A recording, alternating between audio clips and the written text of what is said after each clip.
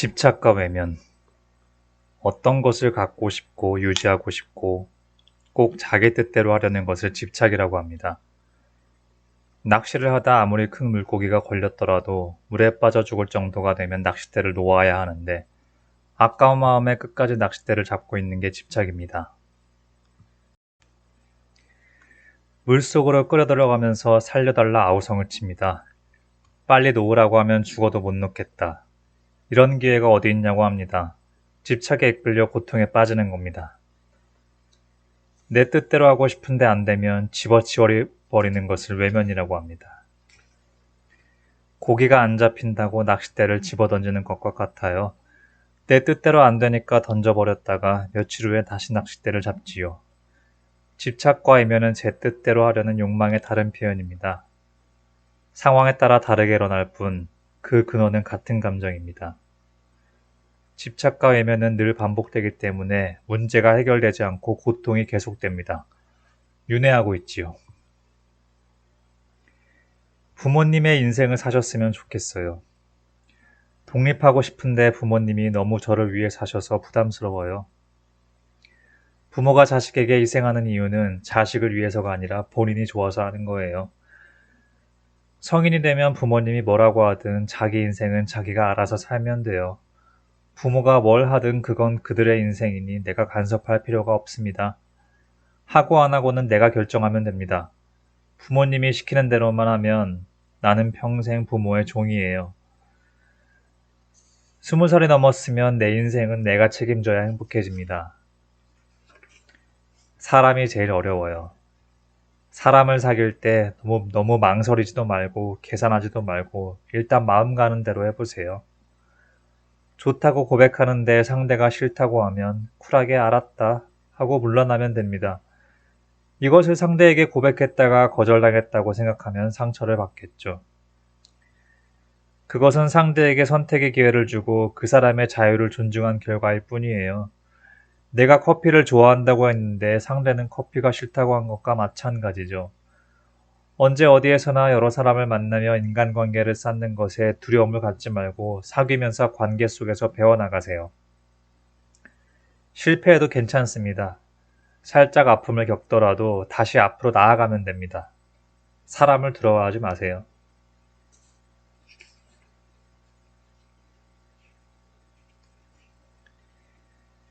상대의 말투 때문에 상처받아요. 직장에서 함께 일하는 동료 때문에 힘들다는 분이 있었습니다. 그 동료는 일을 굉장히 잘하고 인정받는 분인데 말을 할 때는 툭툭 던지듯이 해서 꼭 지적받는 기분이 들어 상처가 심하다고 합니다. 여기 알이 토실토실하게 익은 밤송이가 있어요. 이 밤은 맛도 있지만 영양가도 높아서 누구든 먹고 싶어 합니다. 그런데 밤을 먹으려면 먼저 밤송이를 까야겠지요. 밤송이를 까려면 가시가 자꾸 손을 찌르게 돼요. 그러면 먹는 것을 포기하나요? 가시를 피해서 잘 까야 할까요? 밤 말고도 다른 건 먹을 것이 많으면 굳이 가시에 찔려가면서 밤을 까지 않아도 되고 밤이 꼭 필요하면 가시에 찔리더라도 밤을 까야 합니다. 밤이 얼마나 맛있는데 왜 가시가 있을까? 가시가 없는 밤이 있으면 얼마나 좋을까? 이런 생각은 밤을 까는데 아무런 도움이 되지 않습니다. 밤이 내 입맛에 딱 맞고 꼭 먹어야 한다면 가시에 찔리지 않도록 조치를 취해야겠죠? 밤송이 탓을 하지 말고 가죽 장갑을 끼고 밤을 깐다든지 밤을 까는 쉬운 방법을 연구해야 합니다. 그리고 가시가 있는 것은 좋은 것입니다. 가시가 없다면 다람쥐가 먼저 먹어버려서 남아있는 것이 없었겠죠? 이와 같이 그 동료는 가시가 있기 때문에 다른 사람들이 감당하지 못하는 것입니다. 다시 그 동료와 일을 하다가 그의 말투 때문에 또 상처를 받으면 이렇게 생각해보면 어떨까요? 저 동료는 아주 맛있는 밤이다. 지금 나는 밤송이의 가시에 찔렸다고 움찔하지만 저 속에는 맛있는 밤이 들어있다. 욕심을 버리는 법. 욕심을 어떻게 절제하나요? 계산해서 손해다 싶으면 안 하면 되지요. 학생이 공부하면 이익일까요? 손해일까요? 계산해서 얻을 게 있으면 싫어도 하고 해봤자 별거 없으면 안 해도 문제 없어요. 먹고 싶으면 실컷 먹고 살찌면 됩니다. 살찌기 싫으면 먹고 싶어도 안 먹어야지요. 돈을 빌렸으면 갚고 갚기 싫으면 안 빌리면 돼요. 인생을 두고 이해타산을 따져보면 절제니 자제니 할 것이 없습니다. 내 인생의 나쁜 값으로 돌아올 줄을 알면 저절로 멈추게 됩니다. 손해나는 장사 안 하면 그뿐이죠. 자기에게 진정 이로운 일이 무엇인지를 생각해 보세요. 삶은 습관이다. 결혼해서 35년간 남편을 먹여 살렸는데 내가 아프니 나몰라라 하네요. 강아지한테 10년간 밥을 주면 어느 날 강아지가 나에게 밥을 줄까요? 내가 계속 밥을 줘야 합니다. 마찬가지로 늘 받기만 하던 남편이 갑자기 날 돌보는 일은 없어요. 삶은 습관입니다. 가만히 있어도 아내가 벌어서 빚 갚아주면 좋다고 딴짓하지 고마운 줄 몰라요. 자식도 마찬가지입니다. 인간이면 알겠지 하지만 아니에요. 부모에게 감사하고 아내에게 감사하는 것도 연습과 경험이 필요합니다. 안 해본 사람은 시간과 돈이 있어도 할 줄 모릅니다. 죽을 때까지 기다려도 얻기는 어렵습니다. 여기서 기대를 버리세요. 도움을 받으려고 하지 말고 이제 도와주지 않아도 되니 편안하구나 이렇게 탁 마음을 바꾸세요. 부모의 책임. 부모의 책임은 아이를 20살까지 키우는 것입니다. 3살까지는 사랑으로 따뜻히 보살펴주고 어린 시기에는 화목한 가정을 이루어 삶의 모범이 되고 사춘기에는 가만히 지켜봐주고 20살이 넘어 성인이 되면 스스로 살아갈 수 있도록 냉정한 마음으로 지원도 간섭도 하지 말아야 합니다. 관계를 단절하라는 것이 아니라 독립된 인간으로 성인으로 대하라는 것입니다.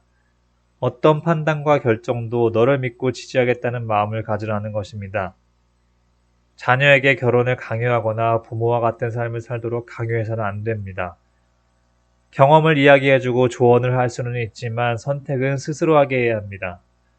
내가 살아본 결과가 좋았다고 해서 과정을 무시하고 결과만을 강요해서는 안 됩니다. 간섭이나 지원이 길어지면 그만큼 나의 짐은 무거워지고 자녀는 속박을 받고 의지심이 깊어져 서로 불행해진다는 것을 알아야 합니다. 남 탓할 필요 없다. 우리는 모두 자기 나름대로 순간순간 최선의 선택을 합니다. 그런데도 결과가 나쁘면 항상 남의 탓으로 돌립니다. 남편, 아내, 부모, 자식을 잘못 만나서 그렇다면 남을 고치려 듭니다. 그래도 해결되지 않으면 부처님, 하느님, 조상님 탓을 합니다. 이래도 저래도 안 되면 사주팔자 탓을 합니다. 그런데 하나하나 따져보면 모든 것은 다 내 안에서 일어납니다. 똑같은 비가 와도 어떤 씨앗을 심었느냐에 따라 제각기 다른 싹이 트듯이 자기 내면에 그런 씨앗을 가지고 있었기 때문이에요. 시각을 밖으로 돌리지 말고 안으로 돌며 내면을 깊이 관찰해야 합니다.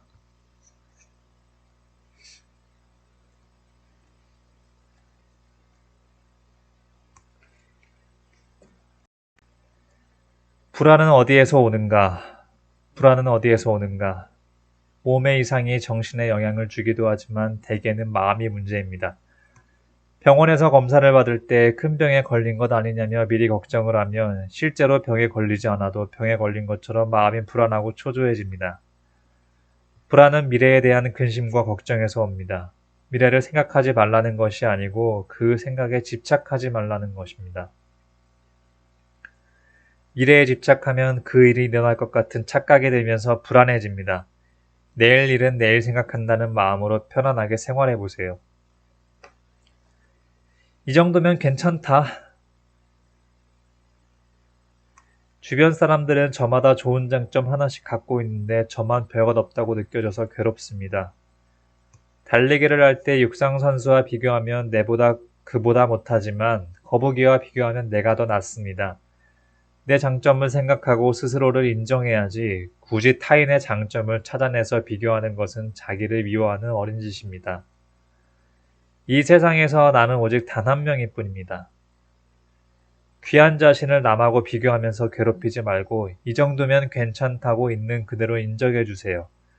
나는 이 세상에 오직 하나뿐인 존재이며 지금 여기 살아있는 것만 해도 대견하고 자랑스럽고 소중한 존재입니다. 장님과 코끼리. 장님 몇이 코끼리의 생김새를 알고 싶어 손으로 코끼리를 만집니다. 이때 한 사람은 코끼리의 다리를 만지고 코끼리가 기둥같이 생겼다고 말합니다. 다른 사람은 코끼리의 꼬리를 만지고는 밧줄같이 생겼다고 말합니다. 또 다른 사람은 코끼리의 등을 만져보고는 언덕과 같다고 말합니다. 이런 것을 편견 또는 단견이라고 합니다. 한쪽 면만 보고 전체라고 착각하는 것입니다. 어떤 사물이나 현상을 볼 때 이쪽뿐 아니라 저쪽도 보고 앞면만이 아니라 뒷면, 아랫면만 아니라 윗면도 같이 살피며 전체를 보는 것을 통찰력 혹은 지혜라고 합니다. 몸으로 부딪혀라. 젊은이들이 흔히 저지르기 싫은 이유는 생각만 하다가 시간을 다 흘려보내는 거예요. 그래서 생각하지 말고 행동부터 하라고 합니다. 이리저리 도전하다 보면 때로는 틀릴 경우도 있는데 그러면 고치면 됩니다. 잘못하면 사과하고 모르면 남에게 물으면 됩니다. 이런 자세로 도전하고 고치고 실패하면 연구하고 또 도전하고 계속하다 보면 절망하거나 실망할 틈이 없어요. 계속되는 도전이 삶의 적극적인 자세를 길러줍니다. 그렇게 하다 보면 저절로 지혜로워집니다. 지금 한순간 한순간이 내 인생입니다. 이것을 떠난 다른 내 인생은 없습니다. 자아실현. 자아실현을 위해 무엇을 어떻게 해야 한다고 정해져 있지 않습니다. 혼자 사는데 의미를 두면 혼자가 좋고 결혼하는데 의미를 두면 결혼이 좋습니다. 직장에 다니고 승진해야 좋은 것도 아니고 높은 자리에 앉거나 돈을 많이 벌어야 자아가 실현되는 것도 아닙니다. 자신의 능력보다 과한 자리는 남이 볼 때 좋아 보일 수 있으나 직무에 대한 부담과 무게감으로 불행할 수도 있습니다. 자아 실현이란 남에게 보여주기 위함도 무엇인가를 이룩해야 하는 것도 아닌 내가 의미를 가지고 살아가는 것입니다.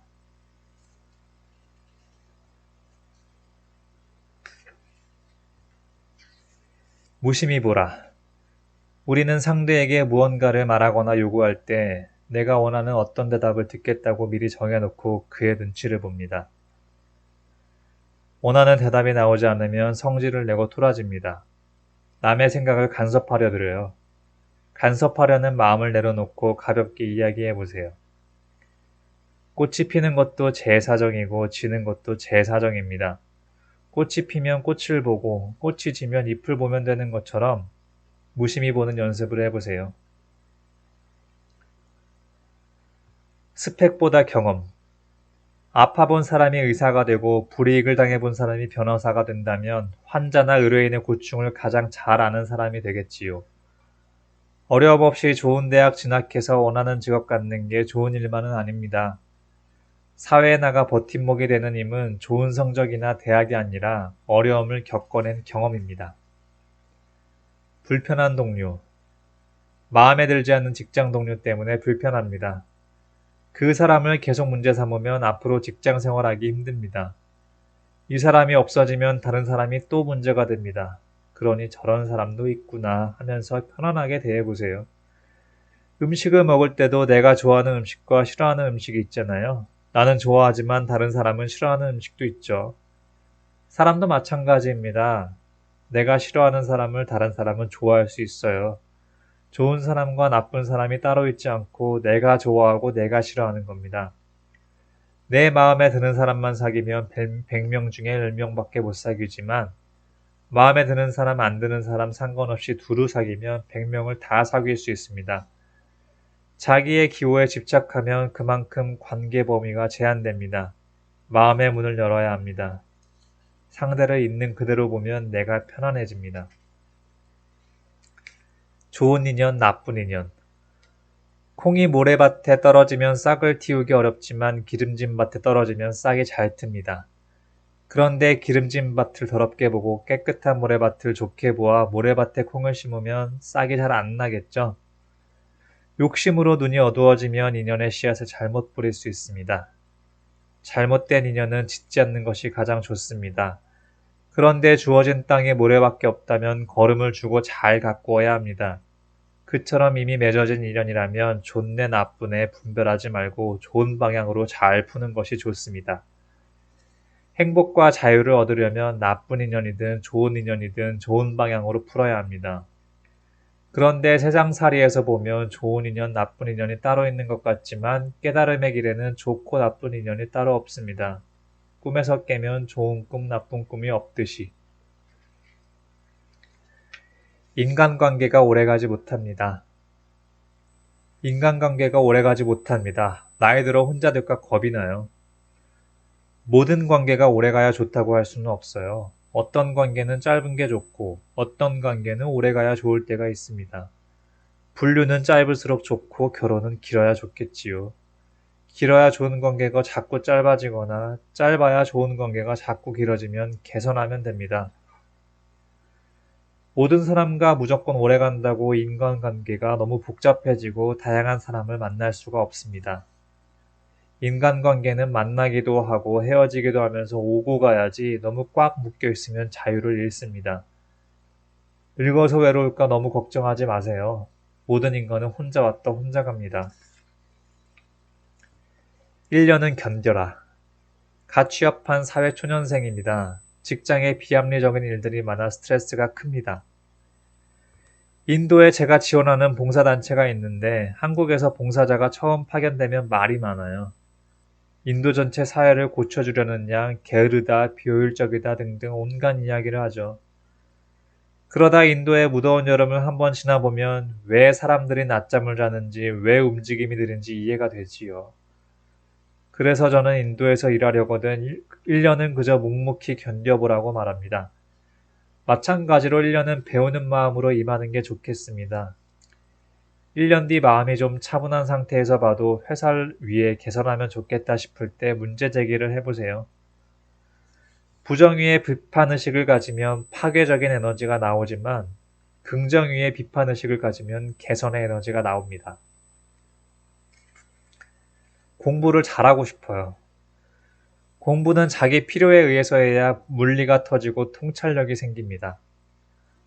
내일 한다고 해놓고 내일도 안 하고 모레 한다고 해놓고 모레도 안 하는 공부는 그만두는 게 좋습니다. 억지로 공부해서 자격증을 따고 박사학위를 받을지는 몰라도 그런 공부는 억지로 했기 때문에 통찰력이 없고 결국은 별로 쓸모가 없습니다. 자격증이 없고 학위가 없더라도 정말 자기 필요에 따라 공부하면 실효성이 있어서 현장에 나가면 강점이 드러나기 마련입니다. 남들 잘 때도 공부하고 옆에서 누가 말리면 숨어서라도 공부해야 집중력이 높고 학습 효과도 빠르게 나타납니다. 해도 되고 안 해도 그만인 공부를 억지로 하기 때문에 몇 년을 해도 잘 안 되는 것입니다. 직장에서 밤새워 일하고 돌아왔어도 사랑하던 사람이 찾아오면 눈에 불을 켜고 뛰어나가듯 공부는 그렇게 해야 합니다. 인생의 무게. 인생을 가벼운 마음으로 살아야 합니다. 요즘 사람들은 스스로를 너무 위대한 존재로 규정해서 힘들어해요. 자기가 기대하는 수준이 안 되기 때문에 위축되어 살죠. 산에 있는 다람쥐나 토끼와 같이 우리 인간들도 그냥 나고 죽습니다. 다람쥐도 토끼도 괴로워하는데 인간은 괴롭다고 합니다. 얼마나 속박을 받으면 날아다니는 새를 부러워하겠어요? 자기의 아상에 지나치게 집착하거나 스스로를 지나치게 우월하게 여기기 때문에 현실의 자기를 부족하게 여겨 스스로 열등의식에 빠집니다. 삶을 단순하게 생각해야 합니다. 그래야 훨씬 행복해집니다. 세상은 내 뜻대로 되지 않습니다. 원하는 일이 있다면 2번, 3번 해보고 그래도 안 되면 그만두고 다른 일을 하면 됩니다. 이렇게 가볍게 생각하면 행복하게 살 수 있습니다. 마음은 변하는 게 당연하다. 아무리 좋아하는 사이라도 언젠가 상대가 나를 싫어하게 될 때가 있고 나도 상대가 싫어질 때가 있습니다. 마음은 변하는 게 사실입니다. 좋고 싫음에 따라 이랬다 저랬다 하는 게 마음의 본질이기 때문에 마음이 변하지 않게 하는 것은 실제로는 어렵습니다. 행복으로 가는 길은 마음이 바뀌지 않는 게 아니라 마음이 바뀌는 줄 알고 그 변화에 구애받지 않는 것입니다. 좋다 하더라도 너무 들뜨지 말고 싫다 하더라도 너무 사로잡히지 않도록 꾸준히 연습해 보세요. 자기 마음의 움직임을 스스로 알아차리고 지켜본다면 마음의 끊임없는 출렁거림 속에서도 참으로 한결같은 삶이 찾아옵니다. 본래 괴로운 일이 없어요. 사람은 누구나 괴로움이 없는 삶을 원합니다. 그런데 우리는 늘 괴로워하면서 누군가 나를 괴롭힌다고 생각합니다. 꿈속에서 강도에게 쫓기는 사람이 사람 살리라고 아우성치면서 이 괴로움이 강도 때문에 생긴 거라고 착각하는 것과 같습니다. 강도한테 쫓기는 꿈이든 호랑이한테 쫓기는 꿈이든 벼랑 끝에서 떨어지는 꿈이든 어떤 꿈을 꾸든지 꿈에서 깨어나면 아무 문제도 없습니다. 우리의 모든 괴로움은 깨닫기만 하면 악몽에서 깨어나는 것처럼 그냥 다 없어져 버려요. 사실은 괴로움이 없어지는 게 아니라 본래 괴로울 일이 없습니다. 허상과 실상. 허상과 실상을 구분하기 어렵습니다. 프리즘의 무색의 빛을 비추면 7가지 색으로 보입니다. 우리의 감각과 생각도 자신만의 프리즘이 있어서 같은 사물을 봐도 사람마다 반응이 다 다릅니다. 이 프리즘이 업식이에요. 같은 빛을 보고도 어떤 사람은 빨갛다고 하고 어떤 사람은 노랗다고 합니다. 빛이 빨간색으로 보이는 사람은 빛은 원래 빨간색이야 생각합니다. 빛이 노란색으로 보이는 사람은 빛이 원래 노란색이라고 생각합니다. 두 사람 모두 허상을 보기 때문에 갈등이 생깁니다. 프리즘을 벗어나면 어떨까요? 빛은 빨간 것도 아니고 노란 것도 아니네 하고 아는 거예요. 그러면 그냥 갈등이 없어져 버려요. 허상이란 없는 것을 있다고 착각하는 것이고 실상이란 있는 것은 있다, 없는 것은 없다고 사실대로 하는 것입니다. 허상과 실상이 따로 있는 것이 아닙니다. 능력을 인정받고 싶을 때 인생을 살 때 자기가 가진 능력이 100이라면 주위에 홍보할 때는 80 정도만 하세요. 이것이 인생을 편안하게 사는 길입니다. 내 능력이 80인데 100인데 80으로 알려져 있으면 나를 욕하는 사람이 별로 없습니다. 처음에는 그렇고 그런 사람으로 생각했는데 같이 일해보니 생각했던 것보다 훨씬 능력 있고 괜찮은 사람으로 인정받아 주위에 사람이 몰립니다. 내가 가진 능력이 50인데 남에게 100으로 알려져 있으면 막상 같이 일을 했을 때 능력 부족으로 평가되어 다음부터는 계속 눈밖에 나게 되지요. 승진할 기회가 있어도 양보하세요. 계속 맡아달라고 하면 겸손하게 받아들이면 됩니다. 저를 그렇게 좋게 봐주시니 최선을 다해 보겠습니다. 그래야 마음에 부담 없이 행복하고 가볍게 직장 생활을 할 수 있습니다. 진정한 배려. 친구의 기분에 맞춰서 그래 그래 하며 계속 공감해주니 친구가 잘못된 습관을 합리화하며 더 나쁜 길로 가는 것 같습니다. 진정한 배려는 무엇일까요? 진정한 배려라는 건 없습니다. 들어주기도 하고 비판도 해보고 이것저것 해보며 방법을 찾아야 합니다. 약간 비판하는 것이 긍정적인지 오히려 상처가 더 심해져 부정적인 결과가 나오는지 살펴보고 반응에 맞춰서 얘기해주면 됩니다. 이 사람한테는 효과적인데 다른 사람에게는 아닐 수도 있죠. 같은 사람이라도 이번에는 효과적인데 다름에는 아닐 수도 있습니다. 항상 맞는 약은 없어요. 그때그때 처방을 내어 치료율을 높여줄 뿐이지요. 친구에게 애정이 있다면 한번 부작용이 생겼다고 멈추지 말고 꾸준히 방법을 찾아가 보세요. 부모님께는 다만 감사할 뿐입니다. 부모를 원망하는 사람이 많습니다. 가정 형편이 나쁘다고, 나를 너무 야단쳤다고, 부모님이 이혼을 했다고 원망합니다. 부모를 미워하면 부모가 나쁜 사람이라는 얘기죠. 그런 나쁜 사람 밑에서 자란 나는 하찮은 사람이 됩니다. 그래서 자존감이 낮아집니다. 내가 원하는 만큼 받지 못해서 불만이 있을 수는 있지만 어떤 상황에서도 이만큼 키워주신 점을 생각해 보세요. 부모님께는 다만 감사할 뿐입니다. 우리가 세상에 태어난 것은 부모가 낳아주셨기 때문입니다. 이렇게 사는 것도 부모가 키워주셨기 때문입니다. 제대로 못 키웠어도 형편이 안 되어 그런 것이고 부모가 싸운 것도 서로 성질이 안 맞아서 그랬을 뿐 나와 관계 있는 것이 아닙니다. 부모님께는 다만 감사할 따름입니다. 자존감을 회복하려면 자존감이 떨어지는 이유는 나의 존재가 다른 사람보다 못해서가 아니라 환상 속의 자신을 너무 높이 평가해서 그래요. 내가 바라는 나는 아나운서만큼 말도 잘해야 하고 가수만큼 노래도 잘해야 하고 모델만큼 몸매도 좋아해야 하죠. 그러니 진짜 현실의 나를 보면 못마땅하고 그게 더 심해지면 고민이 꼴보기 싫어지면서 자신을 없애버리고 싶은 마음도 드는 거예요. 자존감을 회복하는 방법은 나의 능력을 키우는 게 아니라 환상 속의 나를 버리는 거예요. 그러고 보면 나는 지금 이대로도 충분히 괜찮아요. 내 인생의 황금기. 지금이 내 인생의 황금기라고 생각하면 인생은 늘 행복합니다. 일제강점기에 태어났기 때문에 독립운동을 할 수 있었고, 가난한 시대 나라에 태어났기 때문에 산업여군이 될 수 있었고, 독재시대에 태어났기 때문에 민주투사가 될 수 있었어요. 날이 어둡기 때문에 촛불이 빛을 발하는 거예요. 우리나라가 분단되어 있기 때문에 지금 우리는 통일을 이룰 세대라는 자부심을 가지고 살 수 있습니다. 행복은 먼 곳에 있지 않습니다. 파랑새를 찾으러 온 들판을 다니다가 돌아온 주인공이 지쳐서 마루에 누워 위를 쳐다보니 파랑새가 바로 처마 아래 있다는 이야기가 있지요. 행복은 지금 여기에 있습니다. 내가 사는 오늘 나에게 주어진 과제에 있습니다. 깨달음에 걸리는 시간. 한 노인이 부처님을 찾아와 하소연했습니다. 저는 이제 너무 늙고 업도 두터워 수행해도 깨달을 수 없을 것 같습니다.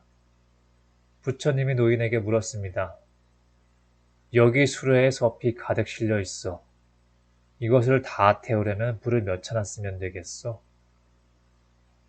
파달만한 불로도 금방 태울 수 있습니다.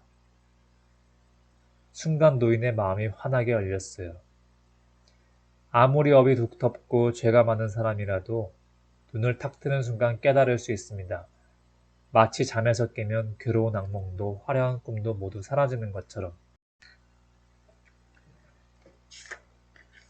욕망이라는 불덩이. 사람들은 흔히 기도를 하면 바라는 것이 이루어진다고 생각합니다. 빨갛게 달구어진 쇠공이 예뻐서 덥석 잡았다고 합시다. 이 공이 뜨거운 줄 알고 탁 놓아버리면 모든 고통은 사라집니다. 쇠공에 집착하는 사람은 쇠공을 갖고 싶은 마음과 뜨겁지 않기를 바라는 마음을 동시에 갖고 다른 손으로 공을 옮겨잡습니다. 하지만 이렇게 옮겨가는 건 근본적으로 괴로움을 해결하는 게 아닙니다. 우리의 욕망도 탁 놓아버릴 때 괴로움이 사라집니다. 진정한 기도는 욕망의 불덩이를 내려놓는 것입니다. 부모님이 싸우실 때, 어릴 때는 부모의 싸움이 큰 충격이지만 자신도 커서 살아보면 부부가 갈등하는 게 일상이라는 걸 알게 됩니다. 그러니 부모님이 싸우든 때려부수든 그것은 그들 문제라고 생각하세요. 어릴 적엔 부모님 중 한쪽만만 듣고 다른 한쪽을 미워하게 됩니다. 대부분 아버지를 미워하는데 아버지보다 어머니 말을 들을 기회가 많기 때문입니다. 그렇다고 어머니가 거짓말한 것이 아니라 답답하니 어린 자식에게 하소연한 것이지요. 지금 부모님이 싸우신다면 제일 좋은 방법은 그들의 삶에 끌려 들어가지 않는 거예요. 부모님은 각자의 방식대로 인생을 사는 거니까 괜히 끼어들어 부모님을 고치려고 하지 말고 그냥 그대로 내 인생을 사는 게 좋습니다. 긍정적으로 보는 연습. 사물을 긍정적으로 보면 마음이 가볍고 편안해지고 몸과 마음에서 생기가 솟아납니다. 반대로 사물을 부정적으로 보면 마음이 처지고 생기가 없습니다. 이제부터라도 사물을 긍정적으로 보는 연습을 자꾸 해보세요. 아침에는 오늘도 살아있어 감사합니다. 이렇게 긍정적인 기도를 드리고 친구에게, 부모님께, 동료에게, 아내나 남편에게 감사하는 마음을 표현해보세요. 나는 언제나 행복하게 살 권리가 있습니다. 겐지스 강의 물고기. 어느 날 젊은 수행자가 부처님께 물었습니다. 부처님, 저 성스러운 겐지스 강에서 목욕을 하면 아무리 많은 죄를 지은 사람도 몸에 때가 씻어지듯이 죄업이 다 녹아서 하늘나라에 태어날 수 있다고 합니다. 그것이 사실입니까? 그러자 부처님께서는 빙긋이 웃으면서 만약에 그들의 말이 맞다면 겐지스강에 사는 물고기들이 가장 먼저 하늘나라에 이르겠구나 라고 말씀하셨습니다.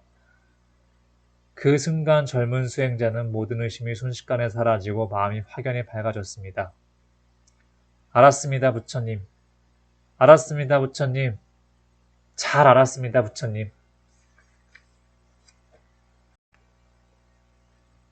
나의 기쁨은 누군가의 희생.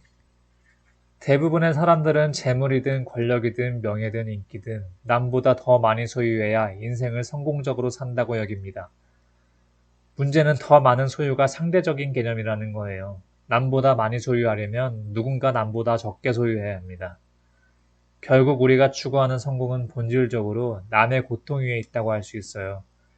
만약 지금 내 주변에 굶주리거나 고통받는 사람이 있는데도 내가 남들보다 권력과 재물, 명예와 인기를 가졌다고 기뻐한다면 그 기쁨은 그들의 희생으로 얻어진 것입니다. 내가 일하지 않고 편히 산다면 나보다 힘들게 일하면서도 어렵게 살아가는 사람들이 있기 때문임을 알아야 합니다.